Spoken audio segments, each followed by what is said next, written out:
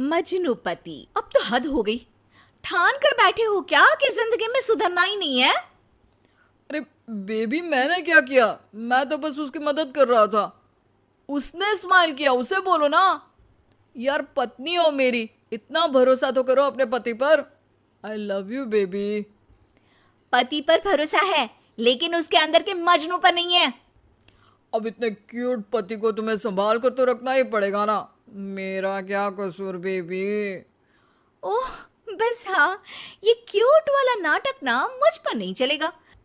और जो भी क्यूटनेस है, प्यार है, वो सिर्फ मेरे लिए है। ये छिछोरपंती छोड़ दो। शीनू और चीनू की शादी को 1 साल हो गया। दोनों की है तो लव मैरिज, और दोनों के बीच लव भी बहुत है। लेकिन उस लव की ट्विस्ट कुछ अलग ही है, जो आप देख ही सकते हैं। ओए, छिछोरा मत बोलो। इज्जत बहुत है, किसी से भी पूछ लो। अगर कोई मुझे छिछोरा बोल दे तो। हाँ हाँ, बस सब जानती हूँ मैं। इस पर शीनू किलसते हुए किचन में चली जाती है, जिसे देखकर चीनू भी हंसते हुए उसके पीछे पीछे चल देता है।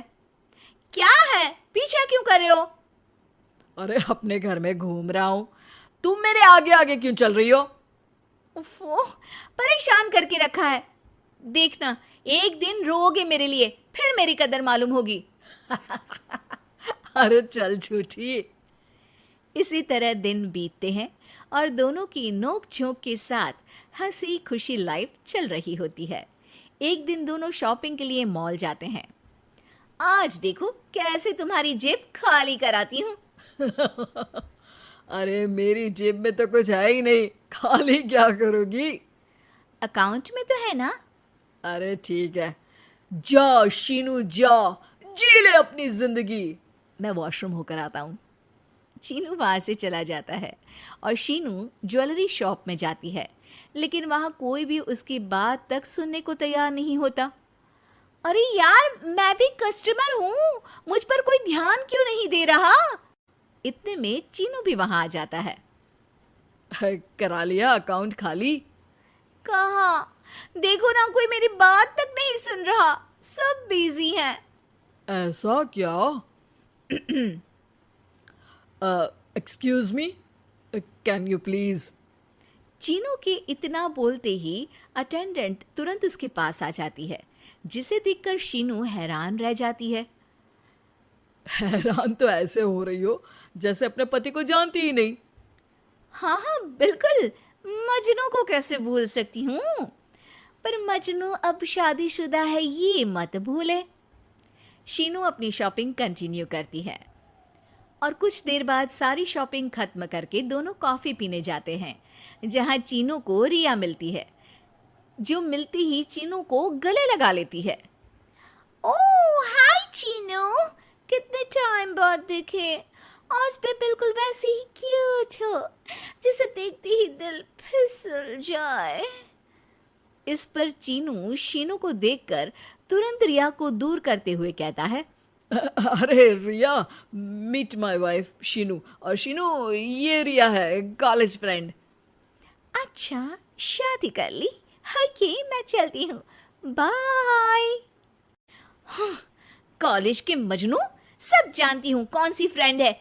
वैसे वो मजनू वाली हरकतें आज तक बंद नहीं हुई ना।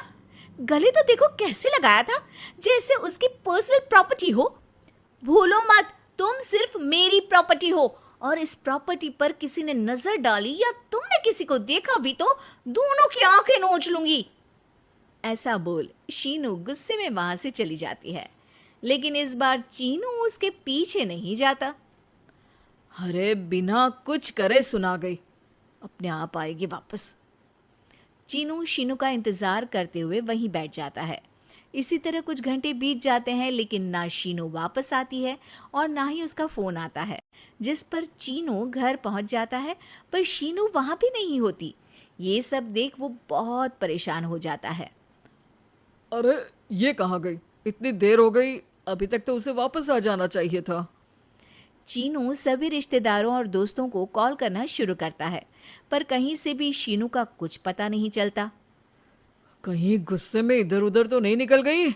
अरे पर जाएगी कहाँ? पूरा दिन बीत जाता है, लेकिन शीनू की कोई खबर ना मिलने पर अब चीनू उसे ढूंढने बाहर निकलता है। अरे कहीं उसे कुछ हो तो नहीं गया? नहीं नहीं, मेरी शीनू को कुछ नहीं हो सकता। कुछ समझ में नहीं आ रहा, कहाँ जाऊं, कहाँ ढूंढूं उसे।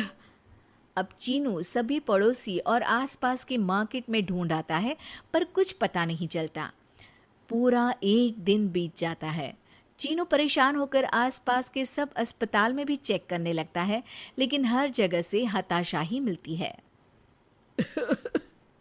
मैंने क्या कर दिया?